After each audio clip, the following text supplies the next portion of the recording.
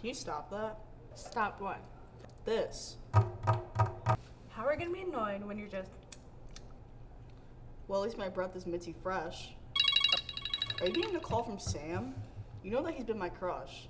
Well, he was actually calling me to figure out how to ask you to be his Valentine. Really? I didn't know that. I'm sorry, Felicia. It's alright. Even though we argue and dislike things about each other, I cherish our unique friendship. Even though we know each other, I'm glad you're looking out for me.